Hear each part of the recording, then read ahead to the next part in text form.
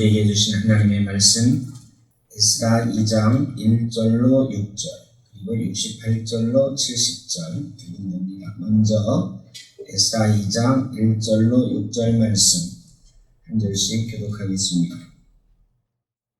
옛적에 바벨론 왕 느부갓네살에게 사로잡혀 바벨론으로 갔던 자들의 자손들 중에서 노임을 받고 예루살렘과 유다 도로 돌아와 각기 각자의 성읍으로 돌아간 자 어수로 바벨론과 느헤미야와 스라야와 모르드게와 일산과 무스라와 비노레와 르홈과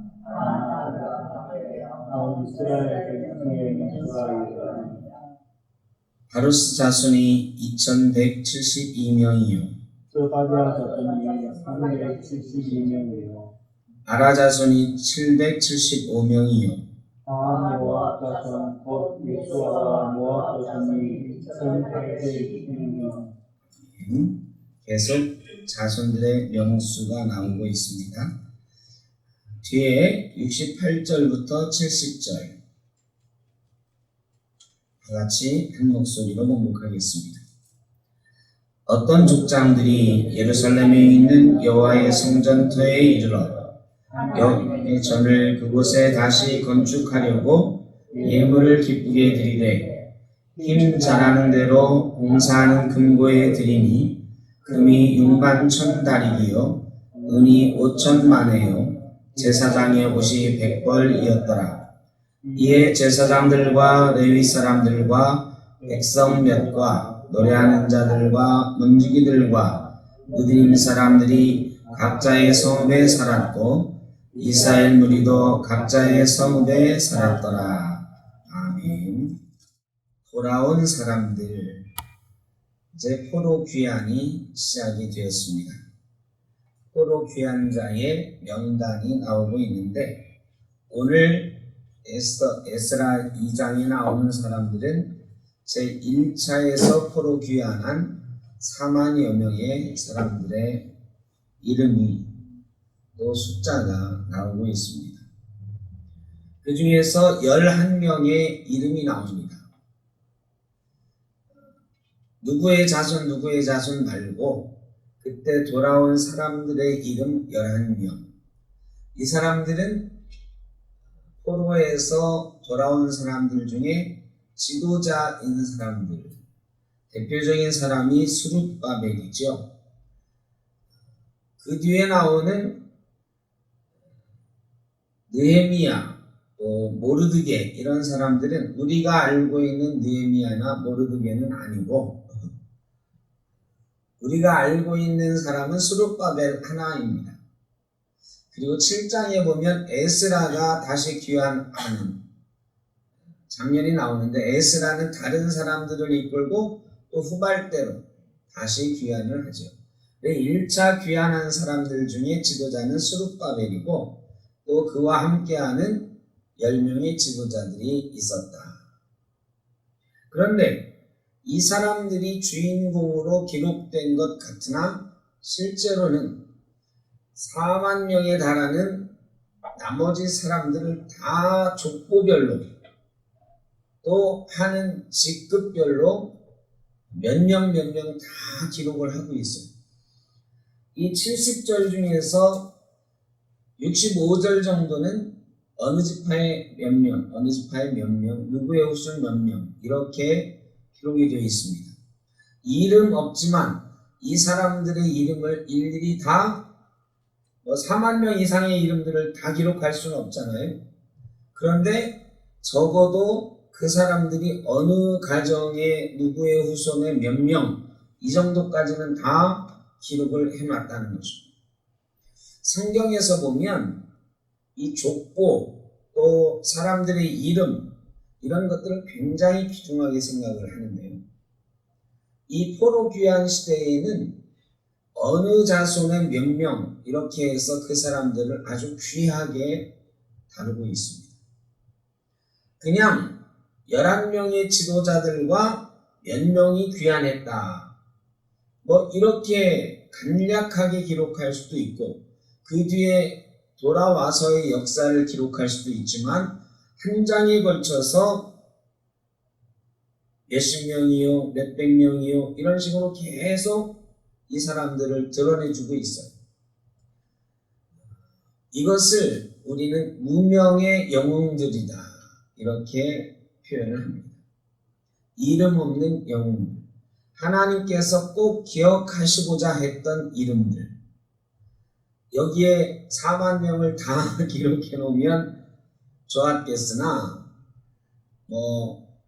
그러면 누가 읽겠어요? 안 읽을 테니까 그래도 최소한도로 그들을 기억하고 계신다라고 하는 표시를 하나님께서 해주고 있다. 왜 이들을 하나님께서는 그렇게 꼭 기억하시려고 또 후대들에게 이들을 꼭 기억하라고 했을까요? 현충원이나 이런 데 가면 어떤 유적이 될 만한 묘지에 가면 무명의 이름들이 마지막에 있어요. 이름 없는 사람, 무명용사의 묘 있죠? 우리가 꼭 기억해야 된다. 이름을 찾지 못하고, 이름이 없었던 건 아니겠죠 원래. 그런데 이름을 찾지 못하고 군번을 달지, 군번 없는 용사들이 많았습니다. 일일이 그 당시에 다 기록할 수 없고 그냥 막 학도병으로도 나가고 이랬으니까 이름 없는 용사들이 있어요. 이름 없는 사람들이었죠. 이름을 밝혀내지 못한 사람들이었으나 나라를 위해서 싸우다 죽어간 사람들, 무명용사의 묘. 우리가 그 사람들도 꼭 기억해야 된다.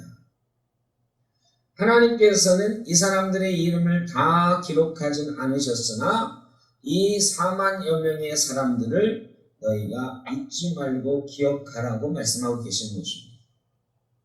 왜 그럴까요? 왜 이들은 영웅일까요? 포로로 잡혀간 사람은 200만 정도 되는 사람들이었습니다. 그 중에서 바벨론 시대와 페르시아 시대를 거치면서 얼마나 더 살아남았는지는 모르겠어요. 인구가 줄었을 수도 있고 혹은 거기서 또 번성했으면 더 늘어났을 수도 있죠. 그런데 그 많은 사람들 중에서 1차로 하나님의 전을 건축하라고 고레스가 명령했을 때 내가 돌아가겠다라고 자원한 사람들이 4만 몇 명인데 지난주에도 말씀드렸지만 쉽지 않은 일이다. 고생이 흔한 길이다. 이제 겨우 포로돼서 우리 조상들이 포로로 잡혀와가지고 거기서 2대가 태어나고 3대가 태어나서 겨우 자리를 잡았던 사람들. 언어도 틀려요. 여러분 이 사람들이 물론 열심히 그 부모들이 교육을 했겠죠. 히브리 말을 교육을 했겠으나 히브리 말이 익숙하겠습니까? 페르시아 말이 익숙하겠습니까? 페르시아 말이 익숙합니다.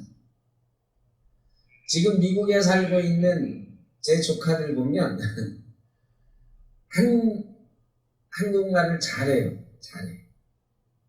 우리랑 얘기할 때 또박또박 잘해. 그런데 자기들끼리 막 얘기하다가 급해지잖아요.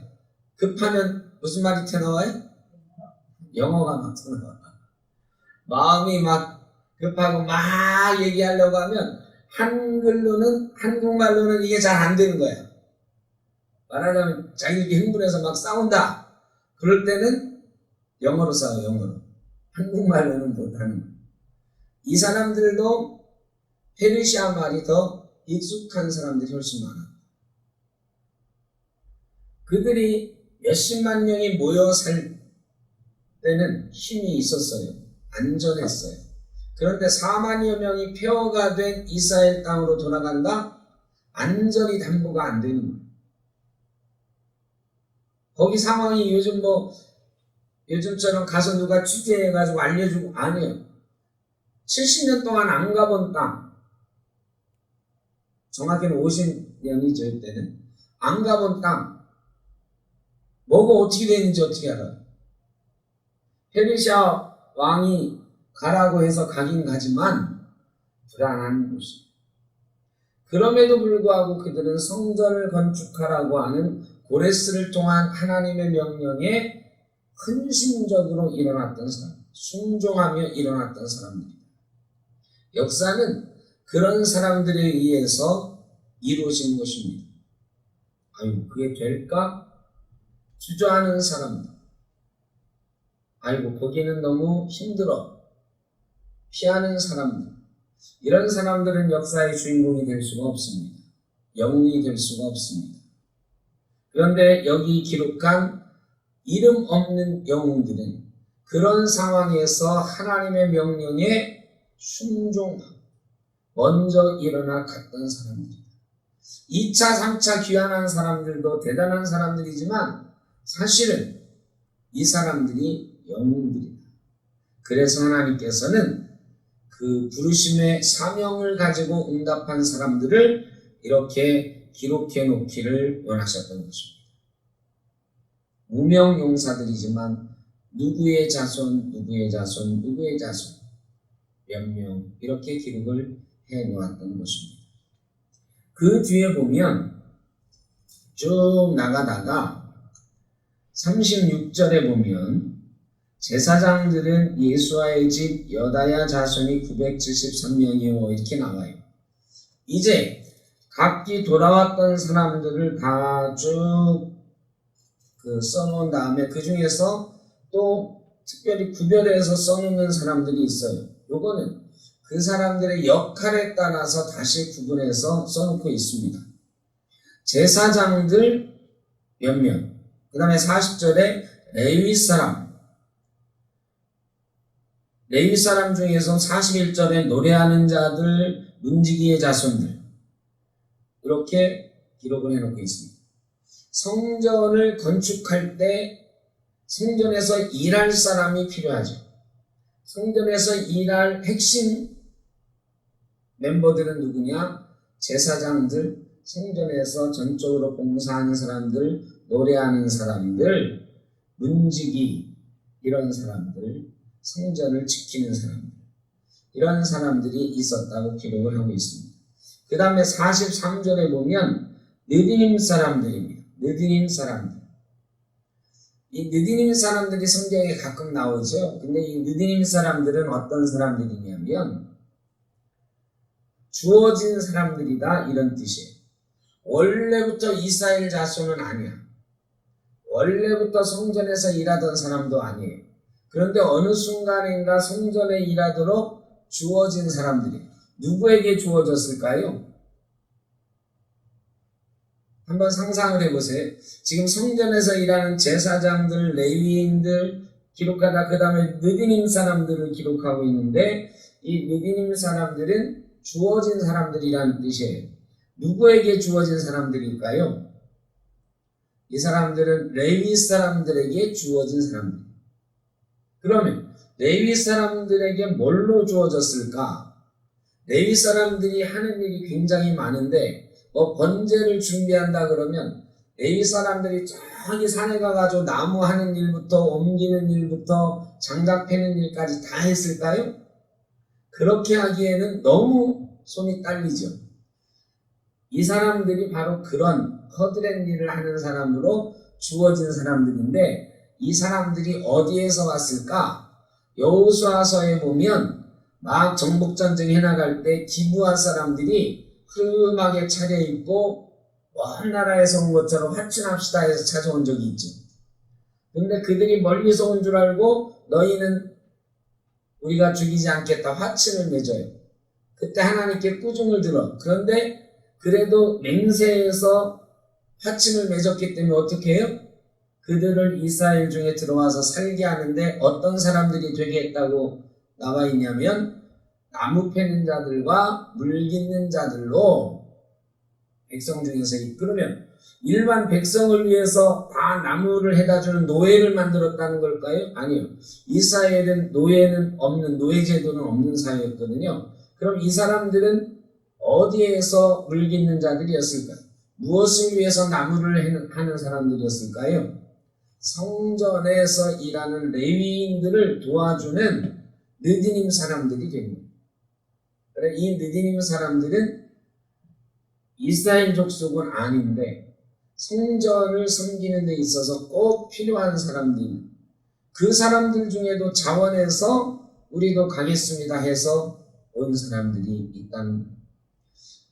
하나님의 전은 사실은 이스라엘 12지파의 것만은 아닙니다.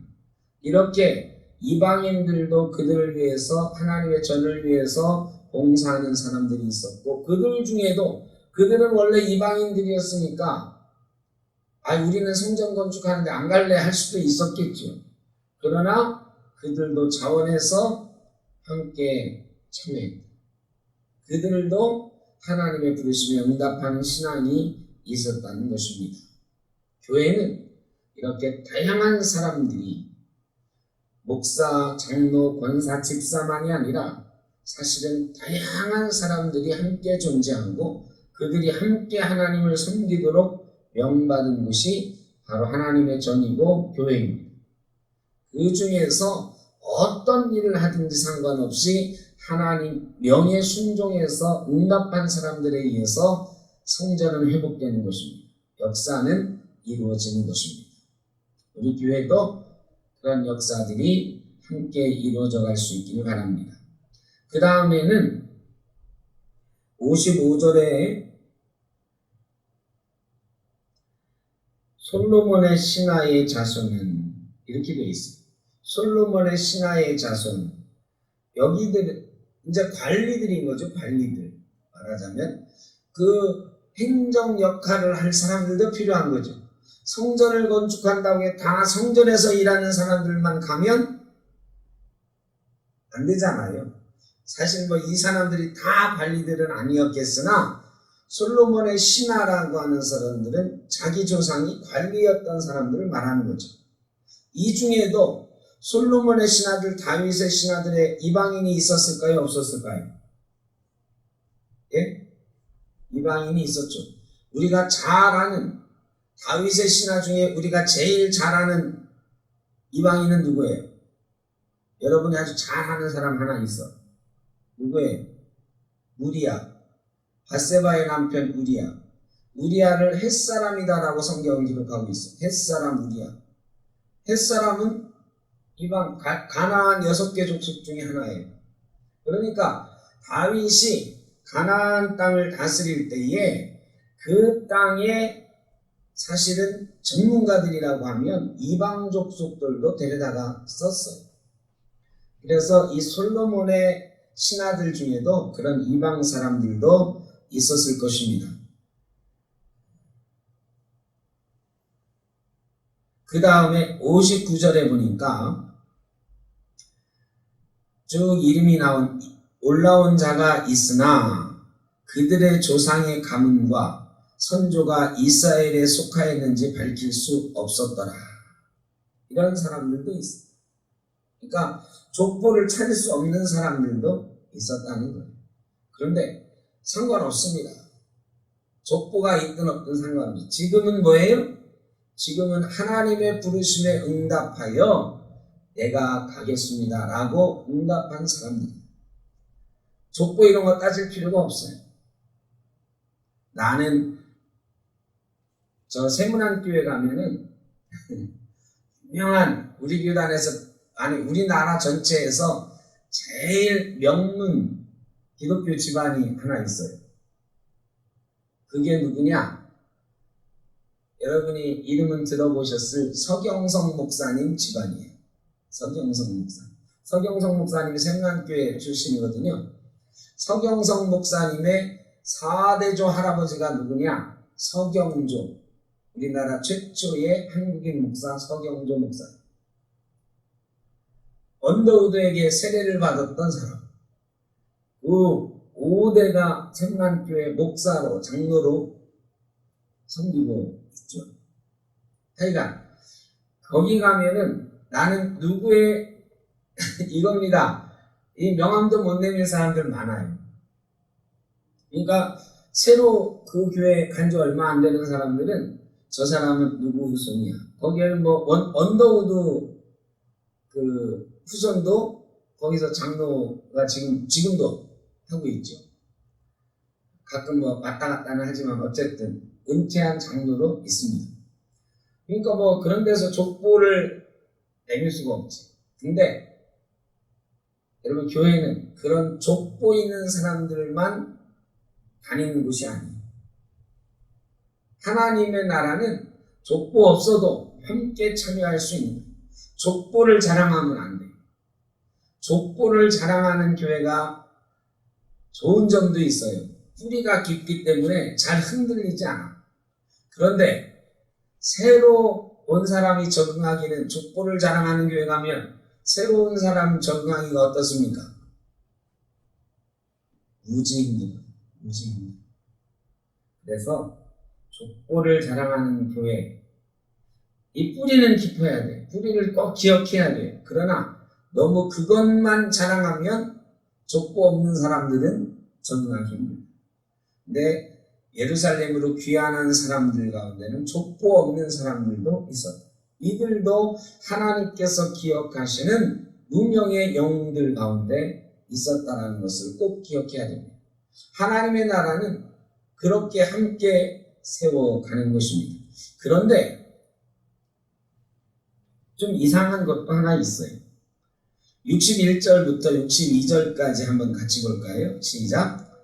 제사장 중에는 하바야 자손과 학고스 자손과 바르실레 자손이니 바르실레는 길라앗 사람 바르실레의 딸 중에 한 사람을 아내로 삼고 바르실레의 이름을 따른 자라. 이 사람들은 계보 중에서 자기 이름을 찾아도 얻지 못하므로 그들을 부정하게 여겨 제사장의 직분을 행하지 못하게 하고 그랬어요. 다른 사람들은 족보가 없어도 그래 너희도 함께 가서 성전 건축하는 일 함께 하자. 다 용납이 됐어. 그런데 제사장들은 직분을, 족보 없는 사람은 직분을 행하게 하지 않았어.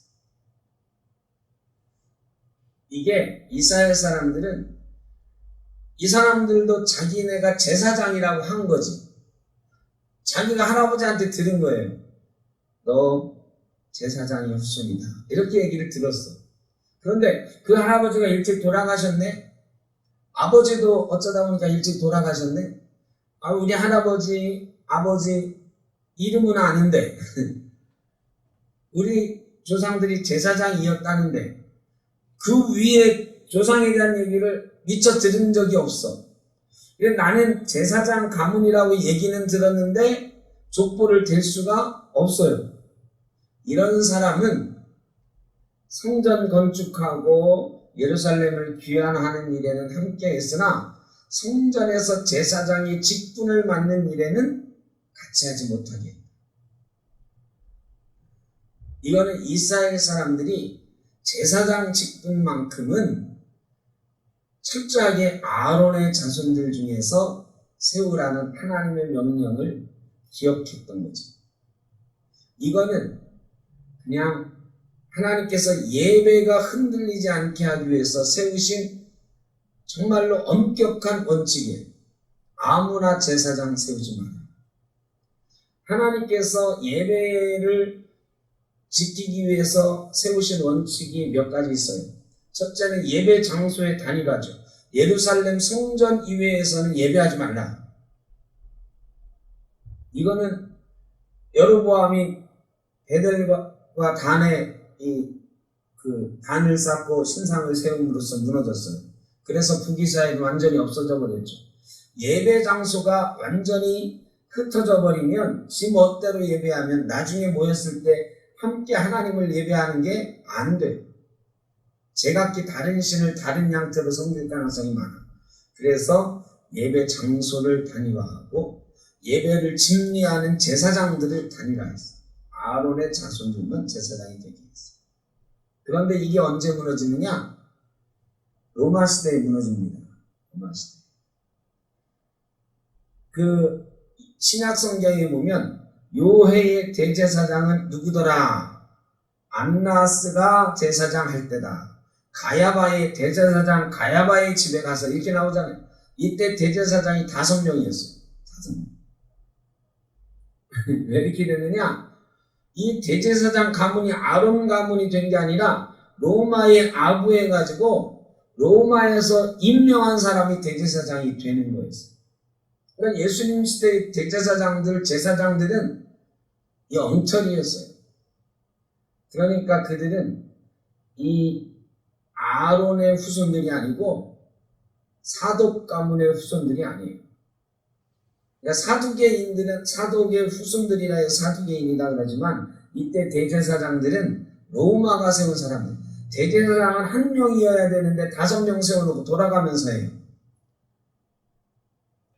안나스가 자기 사위들도 막 대제사장 세우고 막 그랬죠. 그러니까 예배가 무너진 시대에 예수님이 성전을 청소하고 제사장들 독사의 자식들이라고 계속 욕했던 이유가 거기에 있어요. 꾸준하신 그 사람들은 자기를 위해서 그 직분을 사용하는 사람들이었어요. 권력으로 사용하는 사람들이었어요. 그래서 이때 제사장 직분만은 그 족보가 확인되지 않는 사람들은 내가 제사장입니다. 제사장 가문입니다. 해도 하지 못하게. 성경이 그렇게 언급을 하고 있는 것입니다. 64절에 보면 온 회중의 합계가 42,360명이요 이렇게 되어 있어요. 그런데 그 앞에 나온 사람들 몇 명이요 몇 명이요 하는 거 있잖아요. 이거 다 합치면 29,000명밖에 안 돼요. 근데 이 42,000 요거는 느헤미야서에서도 1차 귀한 숫자가 42,000여 명으로 나와요. 그러니까 느헤미야에도 42,000여 명, 여기도 42,000여 명인 걸 보면 42,000 몇백 명이 온 게 맞아요. 그런데 이 앞의 숫자와 그들의 합은이라고 하는 게 틀려. 여러분이 나중에 혹시 심심하시면 계산기 가지고 앞에다 쭉 더해보세요. 몇 명이요 몇 명이요 다 더하면 29,000몇 명이에요. 뭐 저도 더해보진 않았어요. 그냥 그 주석이나 이런 데 보면 더하면 몇 명이 다 나와 있어요. 그래서 저도 아는 거죠. 그런데 왜 차이가 날까?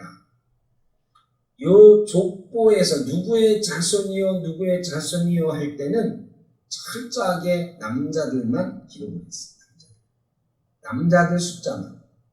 그런데 전체 회중은 몇 명이요 할 때는 이 회중이라고 하는 칼이라고 하는 단어에는 남자와 여자의 구분 없이 회중을 말하는 단어예요.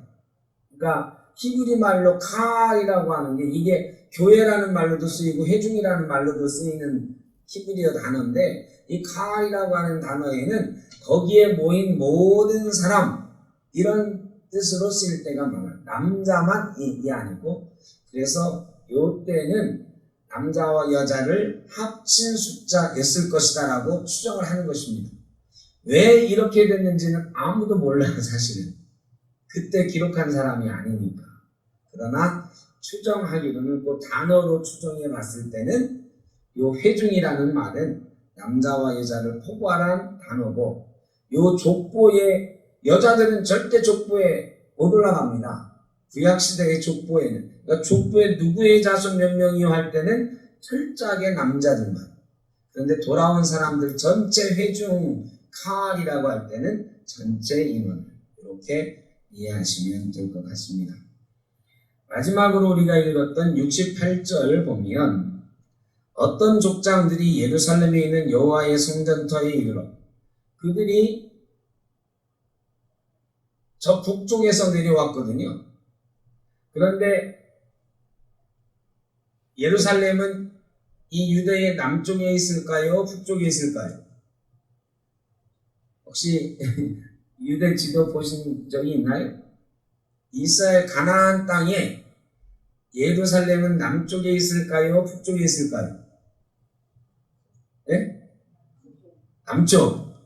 이거는 상식이죠. 왜? 남북 이스라엘 했을 때 북쪽은 이스라엘이고 남쪽은 유다고 유다의 수도가 예루살렘이니까 당연히 이스라엘 가나안 땅 전체로 보면 예루살렘은 남쪽에 있었겠죠. 그러니까 베델과 단의 북이스라엘은 베델부터 단까지예요. 예루살렘은 베델에서부터 얼마 안 떨어진 밑에 있는 곳이에요. 그러니까 예루살렘은 베델보다도 더 남쪽에 있는 이 가나안 땅으로 보면 유대 광야 빼놓고는 맨 남쪽에 있는 곳이에요. 예루살렘 뒤에는 거의 광야라고 보시면 돼요. 부엘세바가 있고 그 밑으로는 광야. 그런데 이 사람들이 성경을 자세히 읽으면 어떤 족장들이 예루살렘에 있는 여호와의 성전터에 이르러 쭉 하고 나서 70절에 각자의 성읍에 살았고 이스라엘 무리도 각자의 성읍에 살았더라 이렇게 되어 있어요. 그러면 그들이 먼저 어디에 모였다? 예루살렘에 모였다.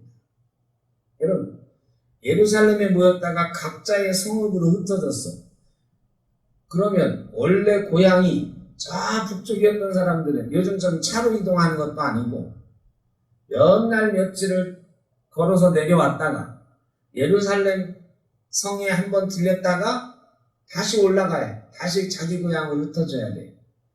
여러분 수천 리 길을 걸어왔어요. 수천 리도 아니고 우리나라가 3천 리인데 그거보다 훨씬 먼 길을 걸어왔어요. 힘들고 지치죠. 예루살렘 성전 나중에 우리가 언제 모이십시다. 지쳤으니까 피곤하니까 나중에 모이십시다. 이렇게 할 수도 있어요. 그런데 그들은 어디로 먼저 직진했느냐? 예루살렘으로 직진했다. 여러분 사명이 있는 사람은 뒤돌아보면 안 됩니다. 좌우로 가도 안 됩니다. 좌우로 돌아보지 말고 어디로 가야 된다? 직진해야 된다. 직진. 이 사람들이요 굉장히 힘든 상황에서 왔어. 예루살렘을 한 번도 못 본 사람들도 많아. 예루살렘 그렇게 중요하다고 할아버지 할머니들이야 뭐 그렇다고 생각할 수 있지만 이 사람들은 아닐 수도 있어. 그러나 그들은 사명에 응답했던 사람들이고 그들이 가나안 땅에 왔을 때 그들은 저 북쪽에 샤론 평야 이런 데는 정말 살기 좋거든요. 지금도 이스라엘 곡창지대 세계 야채의 최고 수출국이 어디냐? 이스라엘이야. 그게 다 이 샤론 평야 사마리아 땅 이런 데서 나오는 거거든요. 살라면 그런 데로 가야 돼요. 유다 땅은 황폐해. 황량해. 그런데 그들은 중간중간에 보이는 그 곡창지대 그 비옥한 땅들 이런 데로 눈 돌리지 않았어요. 어디로 먼저 가느냐? 예루살렘을 향하여 직진했다. 좁은 문으로 들어가라. 좁은 길로 가라.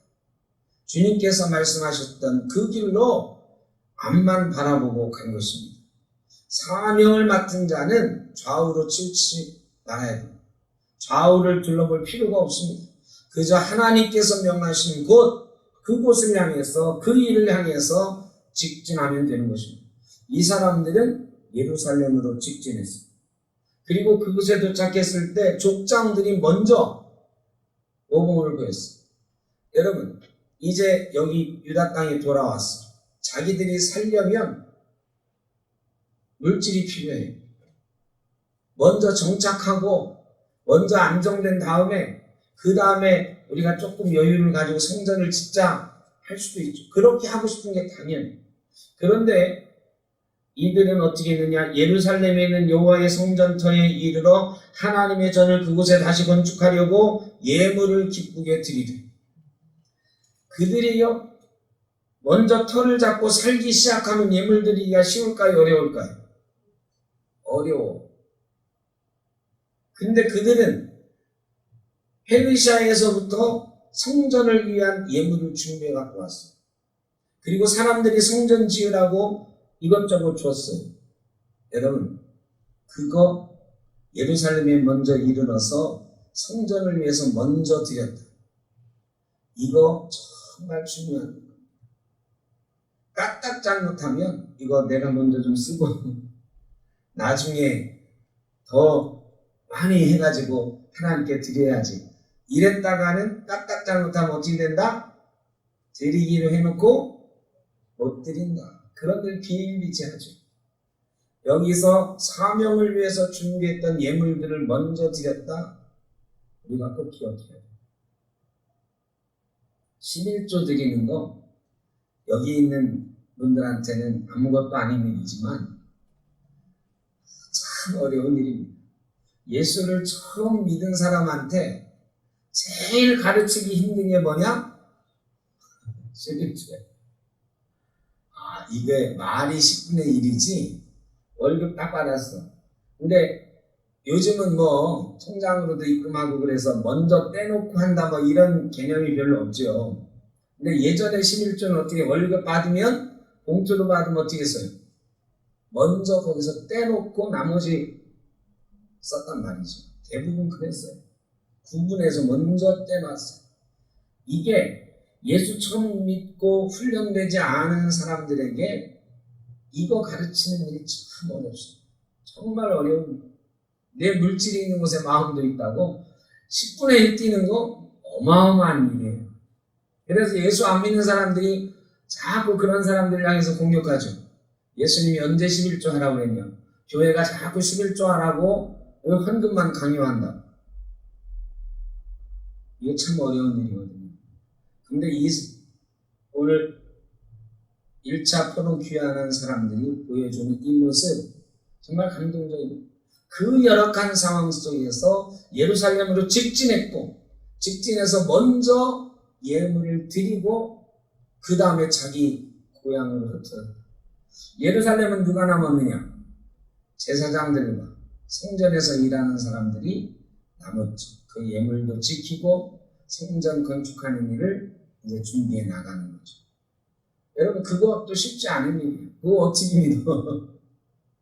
그런데 함께 목표하고 함께 사명에 순종했던 사람들은 그렇게 해야 됩니다. 하나님의 나라는 그렇게 이루어져 가는 것입니다. 교회도 그래야 됩니다. 그런데 이들이 흩어졌다 하는 말로 오늘 본문은 마치고 있잖아요. 각자의 선위에 살았다. 여러분 이것도 저는 이 말씀을 묵상하면서 참 감동이었어요. 자, 가나안 땅에 돌아왔어요. 나중에 에스라서와 느헤미야서를 다 우리가 읽어보면 알지만 거기에는 살고 있었던 이방인들도 있어요. 그리고 황폐해졌어요. 여러분 4만 명이 흩어져서 자기가 원래 살던 이 개혁성경에 뭐라고 해요? 본성으로 돌아갔다 이렇게 돼 있거든요. 예루살렘 주변에 흩어져 살았다가 아니라 각자의 성읍에 살았다. 이게 자기가 성읍 정해서 살은 게 아니에요. 개혁성경에 뭐라고 해요? 본성으로 돌아갔다. 본성이 뭐예요? 자기 본적, 우리말로 하면 본관. 저는 하동정씨거든요. 그러니까 나는 어디로 가야 돼? 하동으로 가는 거야. 하동. 여기 자기들이 하나님께로부터 받은 가나안 땅 나눌 때 기업으로 받은 땅이 있어요. 그게 본성이에요. 그 본성으로 돌아간 거예요. 몇 명씩 돌아갔느냐? 4만 명이 흩어졌으니까 한 성에 뭐 12지파라고 우리가 그냥 기계적으로 나눈다 하더라도 4,000명씩도 안 된 거예요. 자, 말하는 이 부천이라고 하는 이곳에 이미 외지인들이 살고 있어요. 물론 황폐한 땅도 있어요. 근데 사나 황폐하나 가는 거예요. 한 3,000명에서 가는 거예요. 여러분 겁나요? 안 겁나요? 겁나. 이거는 겁나는 일이에요. 4만 명이 똘똘 뭉쳐서 예루살렘 중심으로 모여서 살자 할 수도 있어. 그런데 그들은 본성으로 돌아갔어. 각자의 성으로 돌아갔어. 예루살렘 성전을 회복하는 일은 가나안 땅 이스라엘 12지파에게 주신 하나님의 통치하는 국가를 회복하는 일이에요. 성전만 회복하러 가는 게 아니에요. 성전을 중심으로 한 하나님의 나라를 회복하러 가는 거예요. 예루살렘만 회복하는 게 아니에요. 가나안 땅을 회복하는 일이에요. 그들은 목숨 걸고 그 일을 향해서 갔다. 서부 개척시대 미국 사람들, 요즘은 서부 영화 잘 보기가 어려워요. 근데 제 기억에 그 옛날에 KBS의 주일 밤인 것 같아요. 주일 밤이었죠. 명화극장, 뭐 이렇게 막 나오는 음악, 테마 음악이 아주 유명한 명화극장이라고 하는 그게 언제까지 있었을까? 80년대까지는 있었나 모르겠네요. 제가 그냥 흑백 TV로 봤던 게 기억이 나요. 흑백 TV. 그때 영화의 대부분은 어떤 영화였느냐? 서부 영화예요, 서부 영화. 제가 기억나는 돌아오지 않는 강, 뭐 이런 영화 머릿속에 막 생각나요. 서부 영화를 왜 이렇게 미국 사람들이 좋아할까? 미국 사람들이 제일 좋아하는 배우 중에 하나가 존 웨인, 서부 영화의 영웅. 왜 좋아할까? 오늘 본문 이 말씀을 보면서 그때가 떠요. 여러분, 이 뉴욕을 중심으로 한, 이 뉴 잉글랜드를 중심으로 한 처음 도착한 곳, 거기서 인디안과 거기서도 어려움이 있었죠. 처음에는 화합했지만. 그러나 그곳이 어느 정도 터전으로 자리를 잡았어. 그런데 서부로 떠나는 사람들이 있었어요. 개척하는 사람들. 프론티어. 그 사람들 때문에 미국이 있는 거예요. 그 동부가 살기 좋으니까 이제 여기는 안전해졌으니까 여기에 요새 짓고 여기만 합시다 그랬으면 지금의 LA나 이 서부 땅은 어느 나라가 차지했을지 아무도 몰라. 그런데 동부에 정착한 사람들은 거기에 안주하지 않았어요. 서부로 물론 금을 찾아서 가긴 했어요. 그러나 새로운 땅을 향해서 계속 갔습니다. 가면서 수도 없이 죽었죠. 인디안들에 의해서 죽고 굶주려 죽고 병에 죽고. 그러나 그들 때문에 아메리카 대륙이 미국의 땅이 됐어요. 미국의 역사가 자기들 말로 위대한 미국의 역사가 그렇게 시작이 된 거죠. 그렇게 이루어진 거죠. 위대한 회복의 역사가 지금 시작되고 있는 것입니다. 각자의 성읍으로 개척하러 가는 거예요. 살아본 적도 없는 사람도 많아. 어떤 형편인지도 모르나 그들은 예루살렘 중심으로 4만여 명이 뭉쳐 산 게 아니고 흩어졌어요. 각자의 성으로. 왜? 가나안 땅을 회복하려는 하나님의 계획에 그들이 순종해 가고 있는 것입니다. 여러분, 어렵고 힘든 일이 많습니다. 요즘 우리에겐 새롭게 가나안 땅에 돌아가는, 예루살렘에 돌아가는, 성전을 건축하러 가는 이 사람들과 같은 그런 신앙이 있어야 된다. 그렇지 않으면 이 시대를 우리가 이겨낼 수가 없습니다. 이 시대는 그런 사람들을 필요로 합니다. 어렵고 힘들지만 예루살렘으로 직진하는 사람들, 먼저 하나님께 내 시간과 내 역량대로, 여기 빼먹은 게 있는데 힘 잘하는 대로 드렸다. 다 내놔라 이거 아니에요. 힘 잘하는 대로, 힘이 닿는 대로 하나님께 드리며 시간과 노력과 예물을 드리며 나아가는 사람들. 먼저 하나님께 나아가는 사람들. 그리고 척박하지만 하나님의 나라를 위하여 개척 정신으로 나가는 사람들. 이런 사람들을 통해서 하나님의 나라는 회복되고 또한 새롭게 건설될 줄로 믿습니다. 우리 교회도 그런 역사가 있기를 간절히 바랍니다. 기도하겠습니다. 사랑의 아버지 하나님, 참으로 어려운 시대를 살았던 우리 조상들을 기억합니다. 일제강점기, 6.25, 60년대에 빈곤했던 시절, 그 척박한 환경 속에서도 신앙을 지키고 교회를 개척하고 또한 후손들을 위하여 새로운 땅들을 개척하고 살았던 우리 믿음의 조상들을 기억합니다. 그분들로 인해서 지금 우리가 이 자리에 있습니다. 코로나로 인해서 그 터전들이 무너지고 포로에서 돌아왔던 이스라엘 사람들처럼 우리는 다시 척박한 환경 가운데 있습니다. 아버지 하나님, 우리에게도 굳건한 믿음 허락하여 주옵소서. 예루살렘을 향하여 직진하던 그 사람들처럼 우리도 직진하게 하여 주시고, 우리도 우리 힘 잘하는 대로 하나님께 드리며 헌신할 수 있게 하여 주옵소서. 그리고 하나님의 나라를 개척하는 일에 최선을 다하여 하나님의 교회를 든든히 세워갈 수 있도록 복내려 주옵소서. 이름 없는 4만여 명의 무명의 영웅들을 기억하셨던 하나님께서 우리 샘터교회의 이름 없는 그러나 맡은 자리에서 헌신하는 주의 사랑하는 자녀를 기억하여 주시고 하나님 나라 생명책에 기록하여 주시며 또한 그들로 인하여 하나님의 교회와 이 땅이 회복되어지는 놀라운 은혜가 있게 하여 주옵소서. 흩어져 있는 우리 샘터교회 성도님들 어디에 있든지 저마다의 자리에서 예배하는 성도로 살게 하여 주시고 하나님의 나라를 먼저 기억할 수 있게 하여 주시고 사명을 기억하며 살아가는 귀하고 복된 성도들 다 되게 하여 주옵소서.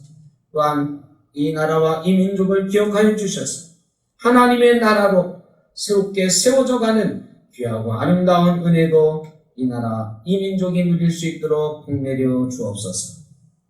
이제는 우리 주 예수 그리스도의 크신 은혜와 아버지 하나님의 무한하신 사랑하심과 성령의 인도하시며 교통하심 하나님 나라 위하여 하나님 주신 사명의 길을 직진하여 가기를 소원한 주의 사랑하는 자녀들 머리 위에 가정 위에 일터 위에 흩어져 있는 샘터교회 모든 권속들 위에 이 나라 이 민족 위에 영원토록 함께 하시기를 간절히 축원하옵나이다.